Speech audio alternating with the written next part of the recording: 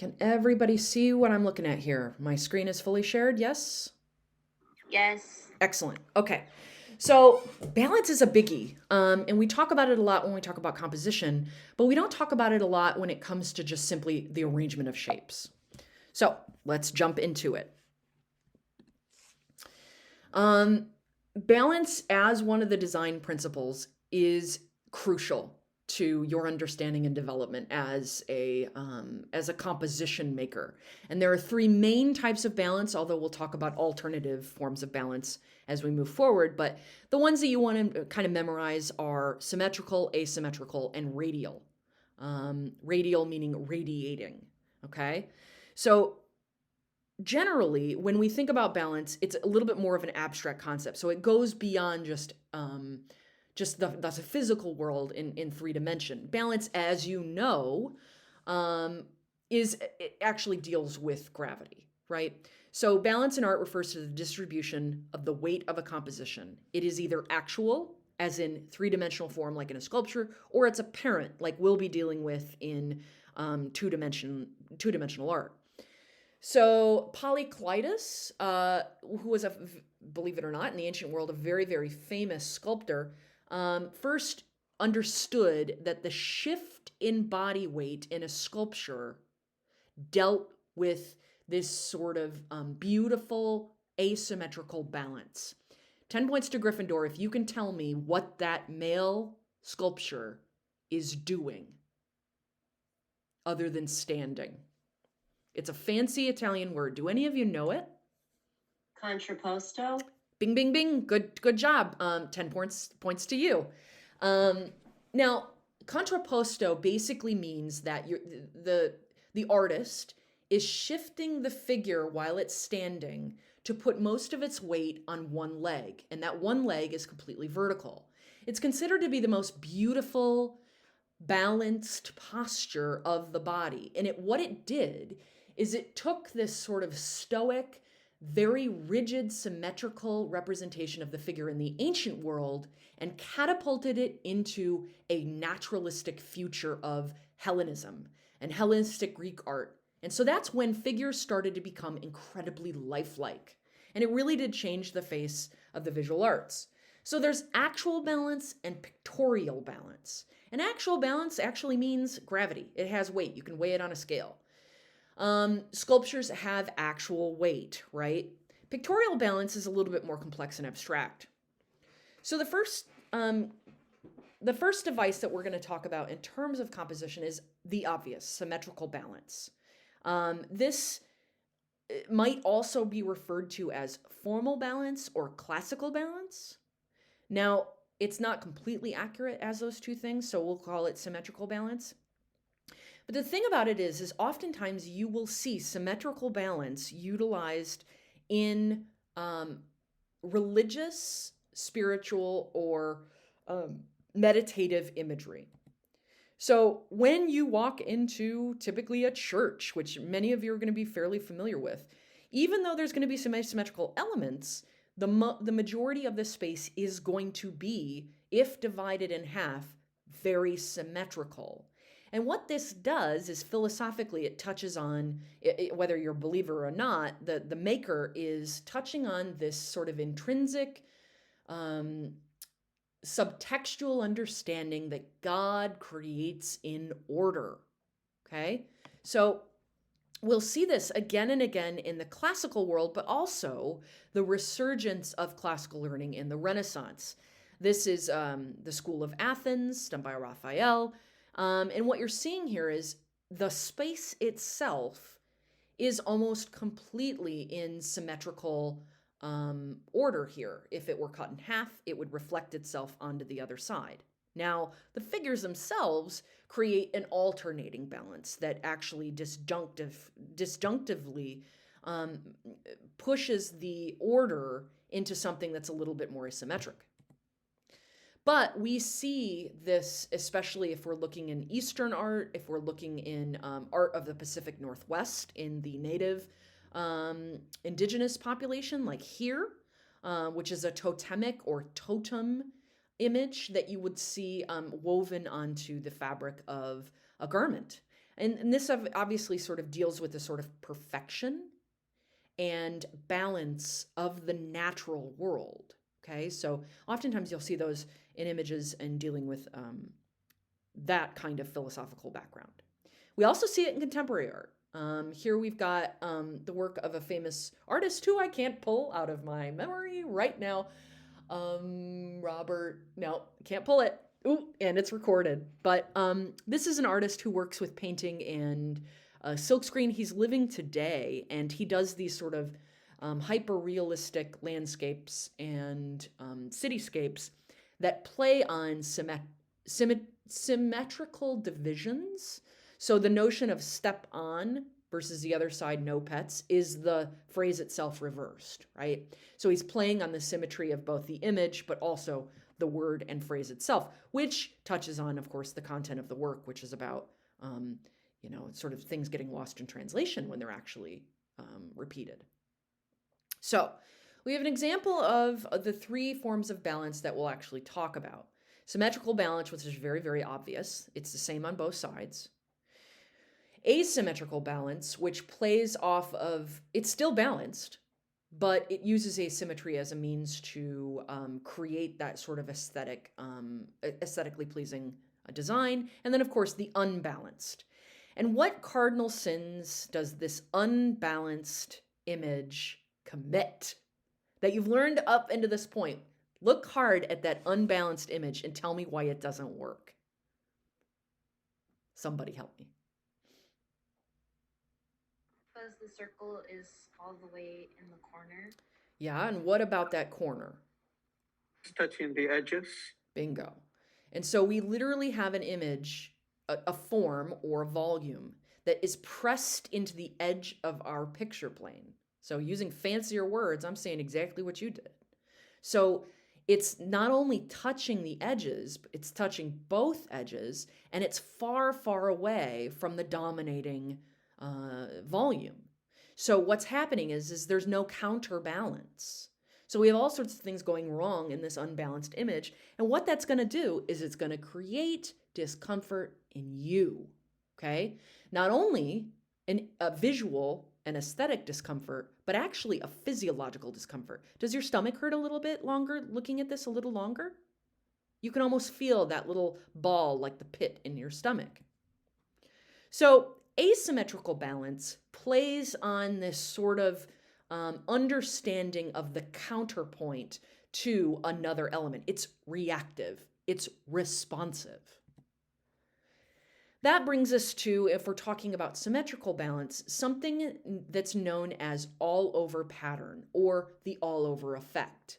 All-over pattern literally means there is a pattern, right? And it doesn't change throughout. We oftentimes see this in quilts. We oftentimes see this in wallpaper, okay? Now, there's obvious balance in this. However, the all-over effect was utilized by the abstract expressionists. Now, even though we have this is a Jasper Johns image, and there's a show up of his in New York City right now that apparently everyone should see. I haven't seen it yet. But he's very famous for these very iconographic paintings. And he was an abstract expressionist, and so very, very loose. Now, the abstract expressionists, like Jackson Pollock, like this guy, Jasper Johns, they were making images that ultimately had this sort of pattern-like effect, but with expressivity, right? So they're loosely creating this balance. So when you take the whole image in, you don't quite understand that it is the map of the United States. What it looks like is this pattern that is somewhat chaotic of expressive mark making. And that's called all-over effect. All right. We have other types of sort of peripheral forms of balance that are not our dominating forms, but one of which is horizontal balance. And that's when the elements in the left and right sides of the work seem to be about equal in number or visual emphases. Okay? So, if you can see my little cursor here, what we have is this woman who's creating a horizontal form going up and down. Okay? Oh, wait, sorry. Horizontal balance. This is the wrong image. I'm sorry. This is actually vertical balance, and I chose the wrong image in this, so we're going to talk about it in terms of verticality. This woman is standing there, and she's creating a vertical form. It is repeated, in essence, by this division of her clothing and by the erectness of her form itself. On the opposing side, we have the cat doing the same thing, but we also have this element of these vertical lines going up and down of the cage. This is in its entirety kind of a brilliantly composed image because bisecting it diagonally, and it's repeating here by this, and this is sort of a diagonal here, it's being diagonally bisected in half in order to counter the verticality of these other elements. If this diagonal line didn't exist, cover that up with your hand, this wouldn't be a very well composed image. So vertical balance, which is what I just talked about using the wrong image, is when the elements above and below the horizon line appear to be an equal number or balance, okay? So ultimately, what that means is everything up here seems to be as weighty as everything down here. Now, do me a favor, and with your two fingers, take out the top portion of this image, just this little divot thing that this is. Just kind of take that out. Now, if that entire image just had the skyscape and this gradient that's indicated here, it wouldn't be as strong of a composition. Now, because this image seems balanced, and why it seems balanced is because of this form being far more complex, see all these little tendrils and all these folds, than the lower, much more geometric portion of this image. Because these are, even though they're three-dimensional, they feel very flat and they're very flatly rendered. This complicated element up here counters the disjunction and the weight that is down here. Does everybody kind of follow me there? So then we have an element called diagonal balance, and that's when a work has equal visual weight on either side of the diagonal. Okay, so why is this a diagonal composition? Tell me why. What in the image is making this a diagonal composition? Help me. Couple of things we've talked about when we talk about composition. Is it the picture on the background and the Yeah. people sitting on the front row? Good. It seems like it's diagonal. Mm-hmm. So we've got Or no. That's excellent. Yes, that's the main reason why this image is a diagonal balance composition, and we start with our couple who are real, then we start with our other couple who are fake that fit in a diagonal line, and then they're kind of creating this diagonal shape here. There isn't much going on in the foreground, and there's really not any visual interest over here. So our eye is going to go diagonally. What else in this image? It's a little more subtle. Tells me there's two things I'm looking for that reinforce this diagonal balance. Two things.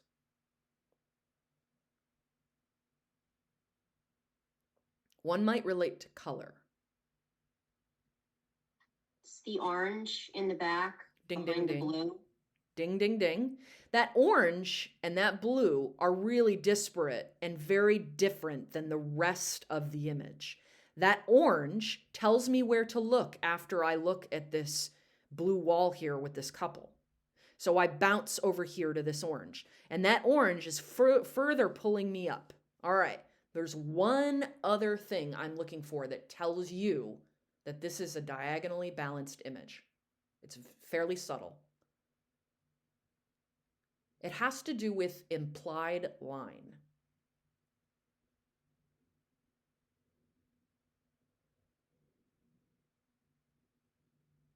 Okay, I'll tell you.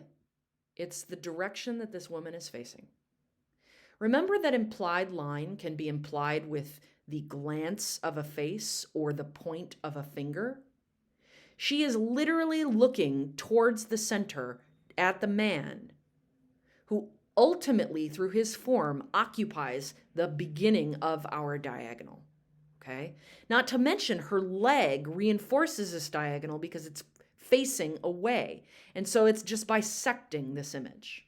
Everybody get that? So there's multiple reasons. It's not just the placement of the forms. It's also the abstract suggestion of a look. So asymmetrical balance is something that feels balanced, but is not the same on either side of the composition. There is always, though, a psychological human tendency to look for balance, even when it doesn't exist. It's a thing that we do from birth. Now, how do you create asymmetrical balance? You can repeat linear elements. That's really easy if you're using perspective. So this radiating form here is a linear element, but we also have linear elements created by the little brickwork here, but also by this hard straight line. We can also strategically place color, just like I've shown you in that last image. This will create a kind of stability, okay? And stability can be made with asymmetry. Now, if stability doesn't exist, what we will have is a completely unappealing image. However, it can be used, and we'll talk about that at the very end. So, asymmetrical balance can essentially be achieved through a variety of ways. So, when we have a larger shape next to a smaller shape that are essentially the same, that larger shape will have more weight, always, than the smaller form, okay? When we have a darker shape versus a lighter shape, that darker shape will also have more visual gravity to it. It will weigh more on the dark side. Does everybody follow there? Write that down. That's a really important thing to know.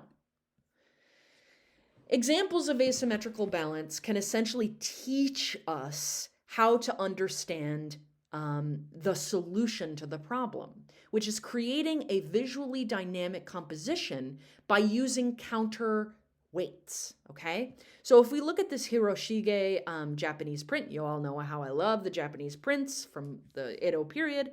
We've got Mount Fuji, which creates this sort of diagonal composition, right? Now, the interesting part is this whole thing out here is fairly open. It's also very flatly rendered. It doesn't have a lot of intricacy to it.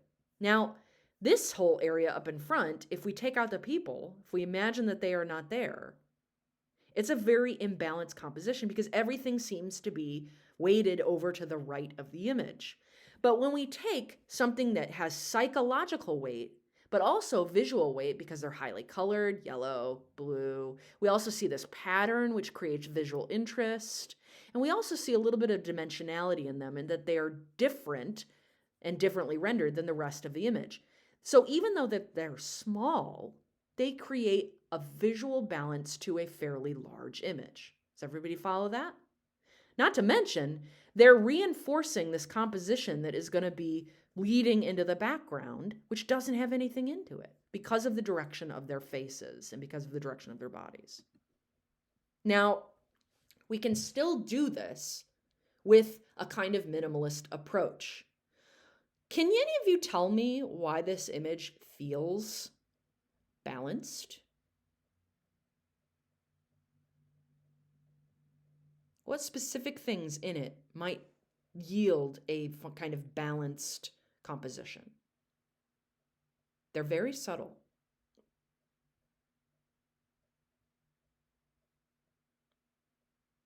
What do you think?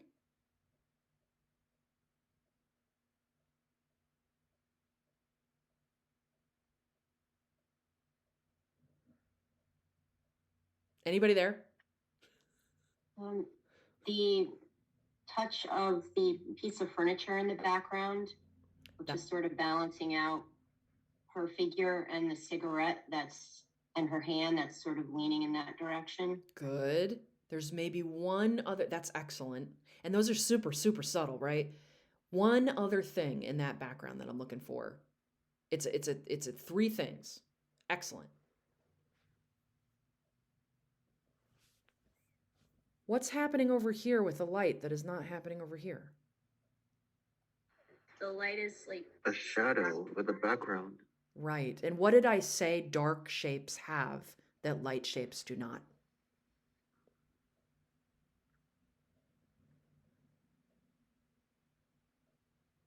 Right? Yeah, visual weight. If you use a dark shape, it's going to be very heavy. She's super heavy. She's wearing all black. But she's placed in this very, very light space that eventually recedes into a kind of darkness. And that darkness has visual weight. And so even though there's all this open space and there's nothing going on here, ultimately it's going to counter the visual impact that she has over here, with these very, very subtle elements. That gradient, if that gradient wasn't there and she was just simply against a white background, you would have a completely imbalanced image. Do y'all understand? So it doesn't have to be as, profoundly demonstrative as it is here in order to be effective in terms of balance. Okay, that brings us to radial balance, and radial balance happens when all the elements radiate out from a central point, like the sun, right? Like the sun. And we see this in nature often. It is, and I illustrated that we see it in the sun, but we also see it in the way that cells grow and the way that plants grow and the way that the world is shaped around us. So this one oftentimes is referenced when we're talking about the harmony of the world and nature being sort of perfect, right? But we can see this in three-dimensional form as well. And asymmetry can be used, but it can still create a sort of radiating effect. So as we move forward and we're thinking about balance, we want to think about how open space can be used as a device. This composition is sort of creating a kind of backward C, right? And it's creating this kind of backward C that ultimately has a big weight on the right. But the problem is it's not just on the right. It's not a problem, it's actually a solution. We have that weight also starting at the top. So we have this sweeping form that opens. We don't need anything here in order to counterbalance what's going on here. And we see this in everyday objects. We understand asymmetry through the balance of the world through its function, in as much as we do through two-dimensional form. We understand that if we have wide open spaces, we can use smaller, more complex elements in order to litter about, in order to create this sort of counterbalance to our visual impact or our area of concentration. And when we use this approach, we can have highly impactful images that might not necessarily have a ton of information. And we see this a lot when we're looking at landscape photography, especially.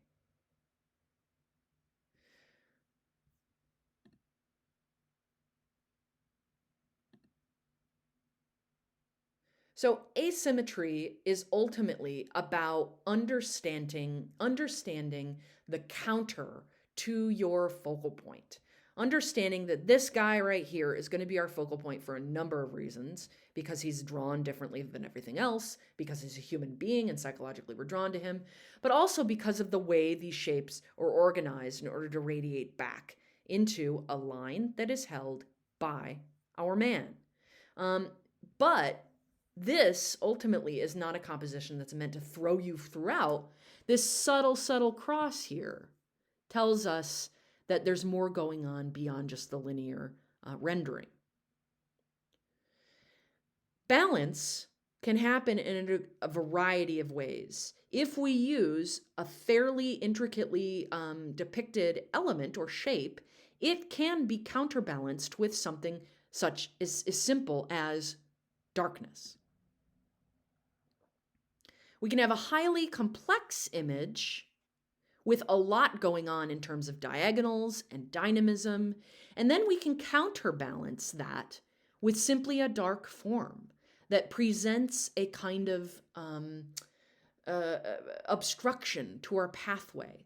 Ultimately, conceptually, this image is about this window right here. And this window is unlike anything else in this composition. It's a very beautifully composed photograph. Even though this is really interesting and dynamic, the light emanates from this tiny little window. And the way the design in the window is rendered counters the dark that is here. See the little dark bits? The little dark bits? It's very modernist. It's sort of the in-between of the classical world here and then this obfuscation of the world here. And this tells us a little bit about what the viewer or what the artist thinks about religion and thinks about potentially God. We see this in design all over the place. It can be used very cleverly. Open space can be really manipulated in such a way that doesn't really require much. And the way and rendering of the shape of a form can also be used to counterbalance a subject as well that is fairly dominating. Same here. So something as simple, so this seems like an entirely left-heavy image, right? But the one thing in the corner, that very simple picture, it might be a mirror, it might be a painting, that really subtly sits into the back is the thing that ties this all together. Just cut that out with your hand and you'll see that the image then becomes very sort of stagnant and sits all to one side. Your eye doesn't move throughout. And that is the objective, is to pull your eye throughout the composition. So balance might actually mean adjusting your focal point, changing where you situate your dominating subject matter so that the other elements that are needed to counterbalance it sit on the same level playing field. Cut out this image here. This is a Philip Guston painting. He's dead now, but he's a highly influential painter. He's got a show up now in New York. I saw it a couple weeks ago. But take that little tiny little line out with your hand. It almost works exactly the same way as the picture in that still life I just showed you in the background. It would sit all to the right. And ultimately, it's that one little element, and then this sort of palimpsest. Palimpsest is a $5 word if you ever heard one. But palimpsest basically means just ghost image. It's just a something that's been moved out by the artist, but still kind of lives there. You can still kind of see it, right? And when we use this sort of counterbalance, when we understand that small elements can be used in order to create not only pictorial space, but can create a balanced composition, we have the understanding that stacking pulls us throughout the page. So, I'm going to quiz you now, so wakey, wakey, eggs and bacon. All right. Name the types of compositions and forms of balance that we talked about today. The more you help me out, the faster we'll get through it. What was the very first one I went over?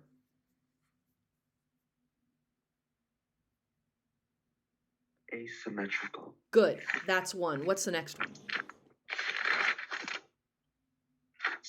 Symmetrical. Good. And then there was another one? Radial. Good. What is this an example of? This looks radial. Yeah. Is it symmetrical as well? I say symmetrical with it. Somewhat. It's not completely, though. I would say if we had... Well, here's why. The bottom extends all the way to the corners, and the top does not.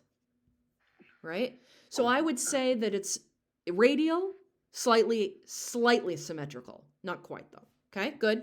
All right, what's this an example of?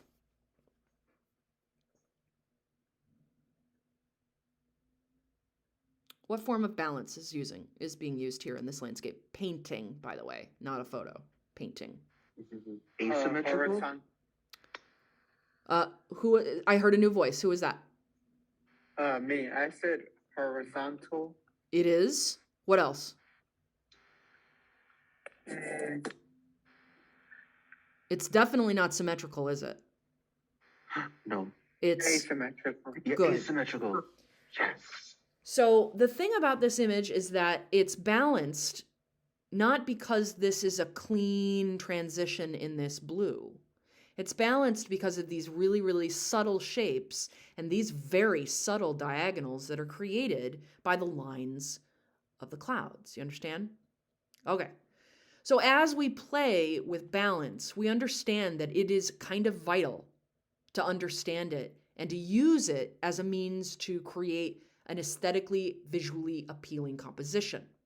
Okay? So we can use these elements in combination with each other in order to create a kind of visual dynamism. Now, I just have a few images left to show you. So what happens when we have imbalance? Now we're ending here. So imbalance means that there is a certain level of comfort in balance. What balance gives us is an ease both in our bodies and our psyche. So we look for balance because it makes us feel good about the world that we inhabit. All right. The alternate is true when there's imbalance, okay? So the view will try to impose balance. You will always look for it. So your viewer will always look for it, even if it doesn't exist. Not all art is about comfort, however, and not all art claims to be aesthetically pleasing. I'll show you an example of that in the last slide. So some work does try to shock or discomfort the viewer, okay? So I found this image this morning when I was doing prep for the lecture here, and this is a screenshot of a Google search for imbalance. And you'll note that the image itself that just showed up on the Google is just the orange image that has the faces that are very, very quickly rendered over to the side there in this bulky, awkward shape, okay?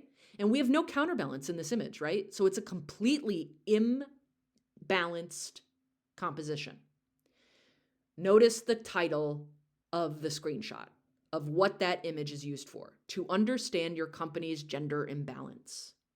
Okay? So this article put on by Harvard Business Review that examines the discrepancies between maybe, I don't know, pay between men and women. I have no idea. I didn't read the article. I just look at the pictures.